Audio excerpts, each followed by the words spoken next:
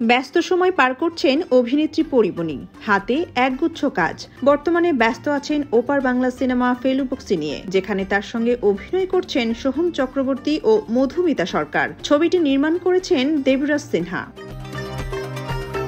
অভিনেতা শরীফুল রাজের সঙ্গে বিচ্ছেদের পর কাজ ও ছেলে পূর্ণকে নিয়ে নিজের মতো করে জীবনযাপন করছেন তিনি। তবে কয়েকদিন যাবৎ খবর, ছেলের পর এবার মেয়ের মা হয়েছেন পরী। 6 দিনের একটি শিশু কন্যাকে দত্তক নিয়েছেন নায়িকা। ভারতীয় গণমাধ্যম আনন্দবাজার প্রতিবেদনটি প্রকাশ করেছে।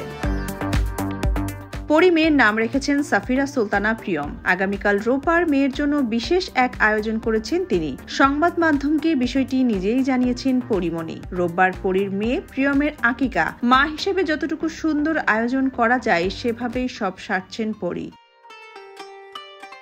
দত্তক নেওয়ার বিষয়টিও প্রকাশ করেছেন পরী নিজেই। জানিয়েছেন, সব নিয়ম মেনেই ঘরে এনেছেন কন্যা প্রিয়মকে।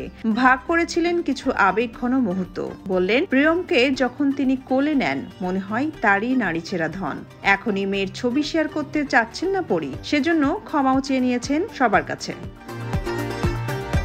সমাজকে পরী দেখাতে চান বাবা ছাড়াও সন্তান মানুষ করা যায়। সবকিছু থেকে নিজেকে সরিয়ে কাজ আর সন্তানদের নিয়ে বাঁচতে চান তিনি। ঘুমন্ত ছেলে মেয়ের দিকে তাকিয়ে পরী অনুধাবন করেন তার আকাশটা বড় হয়ে আসছে।